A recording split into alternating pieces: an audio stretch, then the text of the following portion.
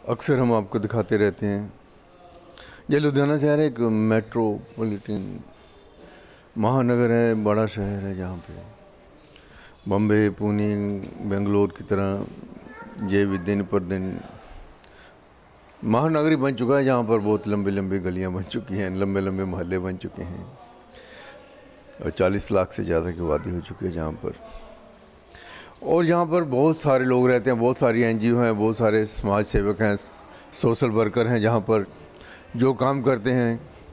तो आज हम जहाँ पर आपको लेकर आए थे, ये रेड क्रॉस भवन है जहाँ पर सीए संजीव जैन जी हैं। आज हम उनसे कुछ बातचीत करेंगे कि उन्होंने लुधियाना में जो डेवलपमेंट हुई है, जो एनजीओ सेवा कर रही हैं, उनमें उनका क्या योगदान है। चलिए हम आपको संजीव जैन जी से मिलाते हैं। और जैसे हमारा चैनल सब्सक्राइब कर दीजिए भाई साहब। और देखिए इस समय हम संजीव जैन जी जो चार्टर्ड अकाउंटेंट हैं, और जितना भी ये अकाउंट का काम है, बड़ी बड़ी फर्में हैं तो सभी में जो अपनी सर्विसेज देते हैं। तो ये चार्टर्ड अकाउंट के अपना जो प्रोफेशन है उसके साथ साथ समाज सेवा में भी अग्रणी भाग लेते हैं। आज से नहीं, कई वर्ष हो गए हैं। ये कहते हैं लुधियाना शहर में सबसे पहले हमने जो ये गुरु नानक देव भवन है ना, जहाँ पर आजकल थिएटर हो, चाहे कोई रंगमंच का काम हो, चाहे कोई बड़ी मीटिंग हो, चाहे कोई शो करना हो, तो सब जो गुरु नानक देव भवन है वहीं पर सारे कार्यक्रम होते हैं। वर्षों पहले इन्होंने वहाँ पर नींव पत्थर रखवाया, ट्रस्ट एनजीओ वगैरह बनवाई, और उसमें जितने भी हमारे जो प्रशासन के लोग हैं, एडमिनिस्ट्रेशन है जो लुधियाना शहर की, उनका सहयोग लेके वहाँ पर वो तैयार करवाया। संजीव जैन जी से मैं पूछना चाहता हूँ कि आपको सबसे पहले तो आप बताइए कि आपको ये प्रोफेशन जो है चार्टर्ड अकाउंटेंट, क्योंकि आपके जो परिवार है, जो फैमिली लोग हैं, जितने ज़्यादा बिजनेस माइंडेड होते हैं, बिजनेस करते हैं जैन समाज में लोग, लेकिन आपको कैसे ये दिमाग में आया, या आपको फैमिली में कोई ऐसे चार्टर्ड अकाउंटेंट थे, या फिर आपको वैसे ही यानी कि मन में आया कि चलो आप सीए बन जाओ? थोड़ा सा इसके पहले बताइए अपना। नहीं शर्मा जी, ऐसा है, हमारी पूरी बिजनेस फैमिली है कि हमारे सब रिश्तेदार, चाहे वो हमारे इधर से हों, चाहे वो मेरे ससुराल से हों। ये तो बहुत पुरानी बात है। जब मैं स्कूल में था, मेरे मैथ्स में समझ लो नंबर ही नहीं आए, कुछ भी नहीं आए। उस वक़्त मैंने ये धारा कि मैं तो हायर मैथ्स लेके कुछ करके दिखाऊंगा। शर्मा जी, ये बस ये एक चैलेंज ले लिया उस वक़्त। मेरे को उस वक़्त सीए का भी मालूम नहीं था। मैं तो चंडीगढ़ से हूँ, हमने बीकॉम की, मैं इनकम टैक्स में फ़र्स्ट आया यूनिवर्सिटी में। उसके बाद ये धारणा हुई चलो सीए करते हैं, एक चैलेंज लिया। जो बंदे के मैथ्स में कोई भी मार्क्स ना आए, और वो चैलेंज लिया, और मैंने 90 में से 90 भी लिए बीकॉम में। और उसके बाद मैं यूनिवर्सिटी में भी मेरी अच्छी पोजीशन थी, मैं 13th आया था। तो बस ये एक चैलेंज था कि मैंने सीए बनना है। मैं ये मैथ्स में क्यों मेरे नंबर कोई नहीं आए। तो जैन साहब, मैं आपसे ना आज चलो बच्चों के लिए, आज जो छोटे छोटे हमारे स्कूलों में बच्चे पढ़ते हैं, आपने कहा कि मैथ में नंबर, मेरे भी नंबर नहीं, जो क्रिएटिव माइंड होता है ज़्यादा सोचते हैं, जो नए नए विचार जिनके मन में आते हैं उनके मैथ में नंबर कम ही आते हैं। अगर वो ठान ले तो सब कुछ कर सकते हैं। जैसे आपने ठाना कि मैंने मैथ में इतने नंबर लेने हैं, तो आपने जो मैथ का मैदान था फतेह कर लिया, और आप सीए जो चार्टर्ड अकाउंटेंट होता है, सारा मैथ ही होता है, वो सब कर रहे हैं, और आपने किया। जो मैथ में पहले नंबर आते थे, पहले मैं बताना चाहता हूँ, जो 70, 75, 80 के बीच में किसी सराबा नगर में किसी भी बड़े स्कूल में चले जाओ, वहाँ पर 70% वाला टॉपर होता था, या 75 वाला टॉपर होता था बच्चा। उस समय जब आप पढ़ते थे, जब आपने मैट्रिक की होगी, तो उस समय कोई 99 वाले नहीं होते थे, और 90 वाले नहीं होते थे, 80 वाले नहीं होते थे, 75 वाले टॉपर होते थे जी। तो उस समय बच्चे मैथ में मैक्सिमम फेल होते थे। मैथ सबसे बड़ा पहाड़ होता था, अंग्रेजी और मैथ। जो मैथ में निकल जाता था, अंग्रेजी में जाके फंस जाता था कॉलेज में जाके। ये भी सबसे बड़े हमारे इंडियन जो एजुकेशन सिस्टम है, सबसे बड़ी प्रॉब्लम है। तो हम आज बच्चों के लिए, पेरेंट्स के लिए इसी टॉपिक पर बात करेंगे। तो बाकी जो आपका एनजीओ का टॉपिक है फिर बाद में छेड़ लेंगे। हमें मैथ के बारे में बताइए कि ये आपके नंबर पहले क्यों कम आते थे, और उसमें आपने कैसे इम्प्रूवमेंट की? ऐसा है शर्मा जी, उसमें कम क्यों आए ये मेरे को भी नहीं मालूम। नहीं, आपको मैंने मतलब हमने पढ़ाई नहीं की होगी, मैं ये कह सकता हूँ। मैं घर में सबसे छोटा था, तो भाइयों के मेरे जैसे बच्चे वगैरह हुए तो हम खेलने में ही लगे रहे। हमें ना तो किसी ने कुछ वो समझाया उस वक़्त। ट्यूशन्स का तो हमने कभी भी मैंने नहीं किया। मैंने चाहे सीए भी की, मैंने हेल्प ज़रूर ली, हमारे डॉक्टर सहजपाल होते थे तो उनसे मैंने हेल्प ज़रूर ली, पर मैंने कभी भी लाइफ में ट्यूशन नहीं रखी। तो हमने सेल्फ स्टडी की, सेल्फ स्टडी करके ही हम इस सीए भी किया। जैसे मैंने आपको बताया 90 में से 90 भी लिए, यूनिवर्सिटी में फर्स्ट भी आया टैक्सेशन लॉज में, और यूनिवर्सिटी में मेरी 30th पोजीशन थी ओवरऑल बीकॉम में। तो ये सब देखते हुए मैं ये कहूँगा कि ये ऐसा नहीं है कि नहीं आ सकते मार्क्स आ सकते हैं, हमें उसके लिए टाइम मैनेजमेंट करना चाहिए। बच्चे टाइम मैनेजमेंट नहीं कर पाते आजकल। हम भी ये नहीं था कि रातों रात जागते थे, मैं दिन में पढ़ता था, रात को नहीं मैं पढ़ता था। मेरा आज भी यही सिनेरियो है, हम रात को टाइमली सोने वाले हैं, सुबह टाइमली उठने वाले हैं। पर आजकल के बच्चे रात के 12, 1, 2 पता नहीं कोई टाइम ही नहीं है सोने का। तो वो उनकी स्टडीज़ थोड़ा अलग तरीके की आजकल हैं। तो कोचिंग क्लासेस चल रही हैं सारी, सब कोचिंग पे डिपेंड हो गया है। ये क्या रीज़न है ये कि स्कूलों में क्यों नहीं प्रॉपर पढ़ाई हो रही, कि हम कोचिंग की तरफ क्यों जाते हैं? तो ये चीज़ें थोड़ी सी सुधार की तरफ होने वाली हैं। जैन साहब एक और मैं आपसे बात करना चाहता हूँ। देखिए बच्चे हैं जो 15, 16, 17, 18, 20 साल की उम्र होती है, उसी में ये रात दिन पढ़ के जो अपना बॉडी है ना, हेल्थ सबसे प्रीसियस है, जो कीमती है हमारा जो शरीर है, और इसी को हम रात दिन जान के देखिए आजकल वैसे कंप्यूटराइज समय हो चुका है। आजकल हर चीज़ जो चिप में आ जाती है, नाखून जैसी चिप होती है उसमें सब कुछ आ जाता है, सॉफ्टवेयर बन चुके हैं, आपको कुछ भी करने की ज़रूरत नहीं है, सब कंप्यूटर पे आप काम कर सकते हैं। उस समय तो मैथ में इतना माथा पच्ची करने की ज़रूरत ही नहीं है, हमें तो कुछ नया सिस्टम नई सोच लेकर आगे बढ़ना होगा। लेकिन हमारे बच्चे तो फिर भाई जो हम कंप्यूटर में देख सकते हैं 1 सेकेंड में, वो बच्चे याद कर करके अपने दिमाग में जाने के डाल रहे हैं। और ये कहाँ की स्टडी? आप लोगों ने रात दिन पढ़ाई की उस लिए कि आप लोगों ने मैथ में, अच्छा जो ये बताइए मैथ में आपके कितने नंबर आए थे? बाद में बात करते हैं मैथ में। जब आप मैट्रिक में थे, जब आप कहते बहुत कम नंबर आते हैं। मैट्रिक नहीं जी, हाँ, अगर आप मेरी बात सुनो तो 0 आया था मार्क्स 7th क्लास में। 7th क्लास में 0 आया था मेरा। देखिए, क्योंकि पढ़ाई नहीं की, मेरे को आप नहीं पता क्यों 0 आया। चलो हमने उसको चैलेंज लिया कि मैं हायर मैथ्स लेके सीए करके दिखाऊंगा मैं। और देखिए जहाँ पर जो मैथ था बिल्कुल नहीं बच्चों को आता था। जब डंडे लेकर मास्टर जी पीटते थे ना, बहुत डंडे मारते थे लड़कों को, जब डंडा पड़ता था एक हाथ इधर रख लेते थे, दूसरा हाथ कर देते इधर इधर, मास्टर डंडा पीटने वाले होते थे। मैंने रिपोर्ट कार्ड आज भी संभाल के रखा हुआ है, 0 वाला, और 90 वाला भी है, 90 में से 90 वो भी है मेरे पास। और देखिए जैन साहब बताते हैं कि जब 7th में थे 0 नंबर आया था, तो उसके बाद जब इनके 90 में 100 में 99 आए या 90 नंबर आए, तब भी वो भी कार्ड संभाल के रखा। कहने का मतलब है कि जब इन्होंने पढ़ा तो ऐसा पढ़ा 90% 90 में 90 यानी कि 100% नंबर ले लिए। यानी कि मैथ ही ऐसा एक सब्जेक्ट है जिसमें 100% नंबर आते हैं, 100 में से 100 ही आते हैं। तो आजकल बाकी इस सब्जेक्ट में भी आने लगे, पता नहीं क्या बात है, हर सब्जेक्ट में यानी कि 100 ही आने लगे हैं। जो तो हमें नहीं मालूम, जो आजकल बच्चों को पढ़ाते हैं टीचर हैं, प्रिंसिपल हैं, जो हमारी जो सरकार है, और जहाँ पर सारे जो मिनिस्टर वगैरह होते हैं, और आप खुद पढ़े नहीं होते, उनके सेक्रेटरी वगैरह होते हैं, जो IAS अफसर वगैरह होते हैं, उन्हीं से पूछ के सारा काम करते हैं हमारे जो जितने भी नेता लोग होते हैं। क्योंकि जो IAS अफसर हैं वो भी पढ़ कर ही, किताबें पढ़ कर ही बने हैं। क्योंकि प्रैक्टिकल तो हमारे हिंदुस्तान में कोई काम है ही नहीं, और जो प्रैक्टिकल करते हैं वो नेता लोग हैं, वो सारी दुनिया को घुमाते हैं। प्रैक्टिकल वो बंदे हैं जो पढ़े नहीं हैं, और जो पढ़े हुए हैं वो अफसर लगे हुए हैं। यानी कि बीच में दोनों में यानी कि इस समय कसम-कस चल रही है। अच्छा तुम यहाँ दसो, अज जो विद्यार्थी ने अपना जैन साहब, मेरे बच्चे ने तुम कहा कि रात में 2 बजे तक पढ़ते रहते हैं, कहते साढ़े को दिन तक पढ़े नहीं जाता है, तो उसमें क्या चेंज आनी चाहिए? यानी कि आपको जो माइंड है, जो आपकी बॉडी है, वो प्रीसियस है, मूल्यवान है, कि ये आपकी जो किताबें हैं वो? अगर मैं हेल्थ कंडीशन से देखूं तो हमें दिन में पढ़ना चाहिए, रात को टाइमली सोना चाहिए, मॉर्निंग की फ्रेश एयर लेनी चाहिए, उठ के टाइमली उठो, टाइमली सो। हम एक बॉडी को टाइम तो 6 से 8 घंटे ही सोना है ना जी, तो हमें वो टाइम मैनेजमेंट करनी है जो आजकल नहीं हो रही। टाइम मैनेजमेंट सबसे मस्ट है यानी कि एजुकेशन में। अच्छा ये एजुकेशन जो मैंने पहले आपको बताया था, पहले लोगों के 70% 65% में टॉपर होते थे जिनके अखबार में फ़ोटो छपती थी, और जो अखबार होता था पंजाब हरियाणा हिमाचल में एक ही आता था, वो पर्चा पंजाब केसरी का, चाहे वो हिंदी मिलाप था, चाहे कोई हिंदी समाचार था, कोई भी था, जब वीर प्रताप था।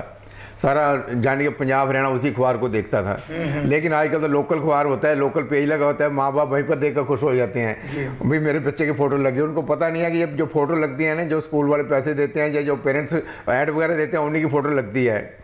तो ये जितना भी सिस्टम बदल चुका है, प्रोफेशनल हो चुके हैं सभी। पहले तो उसी की फ़ोटो लगती थी जो कुछ करता था, लेकिन आजकल जो पैसा देता उसी की फ़ोटो लगती है।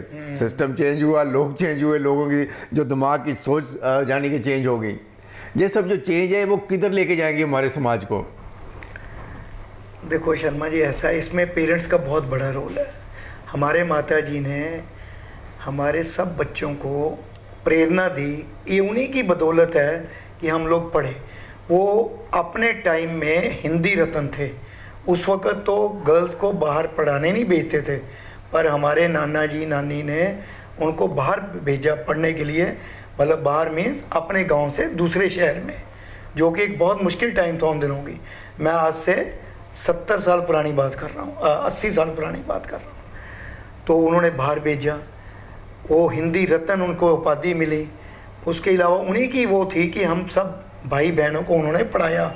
और मेरे तो अनिल जैन मेरे ब्रदर हैं, उनकी कंट्रीब्यूशन भी बहुत अच्छी रही। जब मेरा मैथ्स में वो नंबर आए थे 7th में, तो उनकी बहुत कंट्रीब्यूशन रही। वो भी अपने टाइम में CBSE में इंडिया में 3rd आए थे। CBSE हायर सेकेंडरी जो उसमें अपने +1 में तो वो 3rd आए थे। उनकी भी कंट्रीब्यूशन मेरे पास रही बहुत। वो तो अपने टाइम पे बहुत अच्छे रहे, इंजीनियरिंग भी बने IIT से, MBA भी किया उन्होंने। तो आजकल एक अब वैसे सर्विस में थे, अभी वो बाहर गए हुए हैं, तो आएंगे दोबारा फिर सर्विस करेंगे।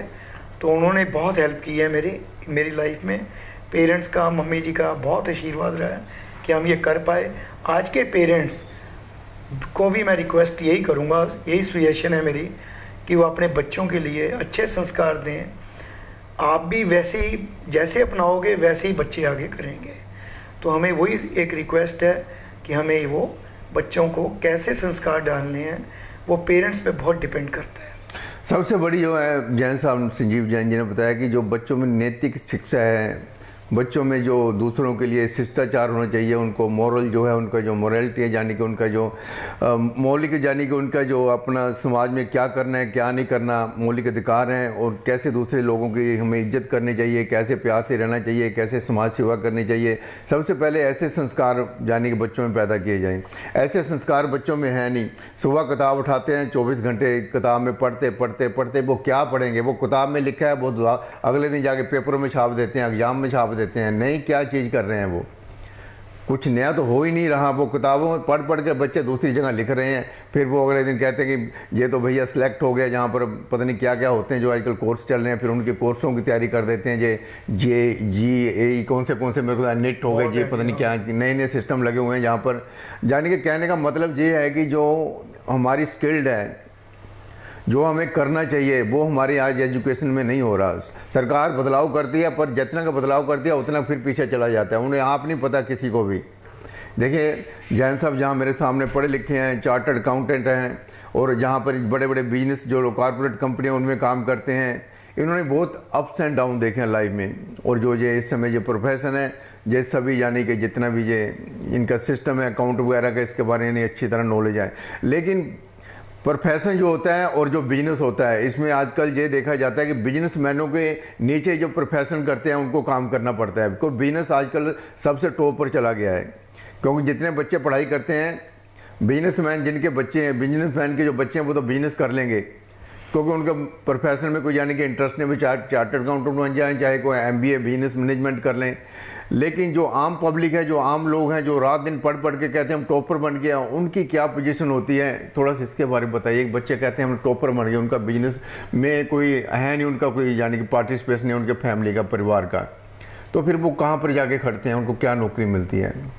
ये थोड़ा सा संजीव जैन जी बताइए। ये दिक्कत आती है जी, जैसे कोई भी ले लो, हम जैसे प्रोफेशनल हैं, अगर हमारा बच्चा CA नहीं कर रहा, उसके लिए बहुत ही प्रॉब्लमेटिक है कि वो क्या करे। हम भी उस दुविधा में आ जाते हैं कि बेटे ने तो CA की नहीं अभी, तो आगे वो क्या करेगा। अब आज की डेट में बिज़नेस करने तो इतने आसान रहे नहीं, पहले ही बिज़नेस इतने एग्जिस्टिंग नहीं अच्छे चल रहे, तो नया तो आप सोच भी नहीं सकते, ठीक है जी। और हमारे इधर कहना नहीं चाहिए पर कहना पड़ रहा है कि हमारे पंजाब में तो वैसे भी कोई ना तो कोई लार्ज इंडस्ट्री पिछले 10 सालों में आई है, ना कोई दिख रही है कि आएगी। तो हमारे बच्चों के लिए जो हमारे प्रोफेशन में होते हैं, हमारी कोई सिक्योरिटी नहीं है। हम लोग बैठे हैं तो हाथ चल रहे हैं तो ठीक है, कल हमें कुछ हो गया तो हमारी कोई सिक्योरिटी नहीं है। हमारी इंस्टीट्यूट के थोड़े मोटे होंगे कोई फंड वगैरह, मेरा ख्याल नहीं है कि हमारे लिए कोई फ्यूचर हमारी फैमिलीज़ के लिए कुछ होगा। तो ये एक बहुत वो प्रॉब्लमेटिक है, बच्चों के लिए भी, इवन प्रोफेशनल्स के लिए भी मैं ये कहूँगा। तो इसकी एक हमें सोशल सिक्योरिटी होनी चाहिए। दूसरी आपने कही बच्चों की कि वो सुबह उठते हैं वो करते हैं, हमें ये स्कूल्स में एक सिस्टम चेंज करना पड़ेगा कि 6th या 7th क्लास ऑनवर्ड सिर्फ स्किल डेवलपमेंट की तरफ चलें। उसके अलावा वीक में कम से कम 2 क्लासेस हमें एटिकेट्स की चाहिए कि बच्चों को आजकल हम जैसे हमारे पास आते हैं बच्चे बीकॉम करके आ गए या कुछ करके आ गए, उनको ये नहीं समझ कि बॉस आया है तो हमें खड़े होना है, हमें विश करना है, क्या रिस्पेक्ट देनी है, उनको नहीं आता। इवन वो अपनी टीचर्स की रिस्पेक्ट नहीं करते स्कूल में पढ़ते हुए।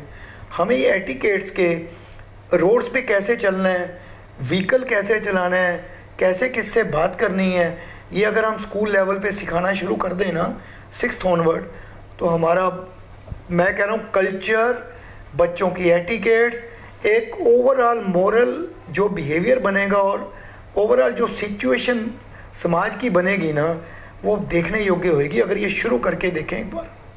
देखिए, संजीव जैन जी ने अपने एक्सपीरियंस से बताया कि ये जो हमारी एजुकेशन सिस्टम बिल्कुल ही गलत वे पे जा रहा है, गलत रास्ते पे जा रहा है।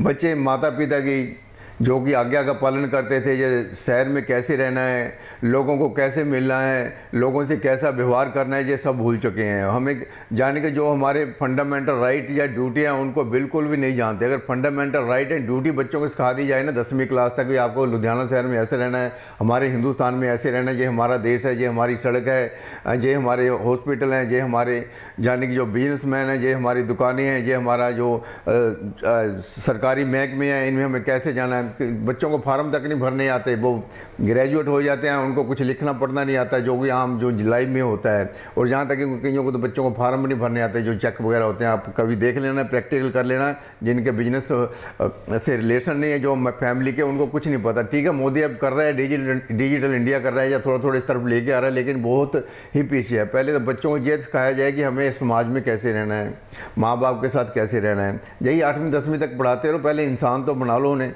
अभी तो वो इंसान ही नहीं है, इंसान बनाने की किताबें उनके हाथ में दे दी, कुछ और ही बन रहे हैं। नानी के जाने के पता नहीं कौन सी ब्रीड पैदा होगी ये जो बच्चे अब पढ़ रहे हैं। शर्मा जी, मैं एक एग्जांपल दूंगा इसमें। हाँ जी। हम हिस्ट्री में जाएं, हाँ जी, हम 10th क्लास तक रट्टे लगाते हैं, हाँ जी, कि जी मुस्लिम्स ने ये किया, हिंदूज ने ये किया, सिखों ने ये किया, हाँ। हर धर्म के बारे में, हर वो हम पीछे वो रट्टे मार मार के बच्चे पास होते हैं जी, जिसका कि फ्यूचर में कोई लेना देना नहीं, एक्सेप्ट जो बीए वगैरह अपने वो करते हैं, हॉनर्स वगैरह दूसरी वाली जो होती है जर्नलिज्म या वो छोड़ के किसी बच्चे को जो है इंजीनियरिंग लाइन में जा रहे हैं, मेडिकल लाइन में जा रहे हैं, अकाउंटेंसी लाइन में जा रहे हैं, लीगल लाइन में जा रहे हैं, उन किसी को कोई लेना देना नहीं है। उसके लिए हमारा ये सिस्टम होना चाहिए कि हमारी कोई हिस्ट्री बुक्स जो हैं वो एक बेयर एक्ट की तरह बन जाए, एक ब्रीफ हिस्ट्री बताओ कि हाँ जी इंडिया की ऐसे ऐसे स्टार्ट हुआ था काम, ये ऐसे इंडिपेंडेंस मिल गई हमें। इनफैक्ट आज की डेट में हिस्ट्री में इंडिपेंडेंस से लेके आज तक पढ़ाना चाहिए कि हमारे ये प्राइम मिनिस्टर्स आए, उन्होंने ये कार्य किए अपने काम में, हमें आज का पता नहीं, हम पिछले रट्टे लगाते हैं। आज का हम पढ़ाएंगे ना तो बच्चों को याद भी होगा, और हमारे बच्चे हमारे जो हमारे prime ministers, honourable prime ministers रहे हैं, किसने क्या कंट्रीब्यूट किया कंट्री के लिए, वो एक उनको याद होगा, और वो एक वैल्यूएबल है कि इंडिपेंडेंस के बाद क्या हुआ। हम इंडिपेंडेंस के पहले तो बहुत ज्यादा लगे हैं, बाद में हमें पता ही कुछ नहीं। आजकल के बच्चों को पूछ लो कि कौन कौन से प्राइम मिनिस्टर रहे हैं, उनको वही नहीं पता होगा। कुछ नहीं पता है। देखिए मेरे को नहीं पता मुख्यमंत्री कौन कौन से थे पंजाब के, मेरे को एमएलए के नाम नहीं याद आए कौन कौन से लुधियाना में थे।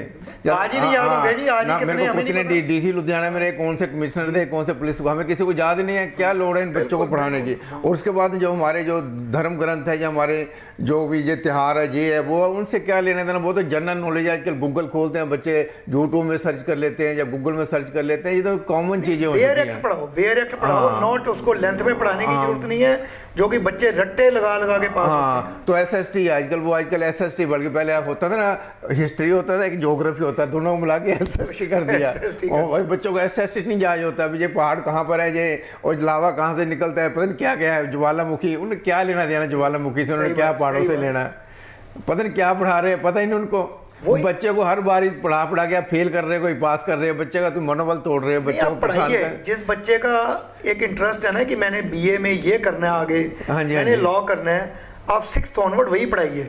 आप हिस्ट्री पढ़ाइए, कोई मना नहीं कर रहा, पर जिस लाइन में जाना वो पढ़ाइए। जिन्होंने ये लाइन लेनी नहीं है, उसने चार्टर्ड अकाउंटेंसी का कोर्स करना है या जिसने एडवोकेट का कोर्स करना है, उसको बताइए हिस्ट्री से क्या लेना देना, उसको ज्योग्राफी से क्या लेना देना।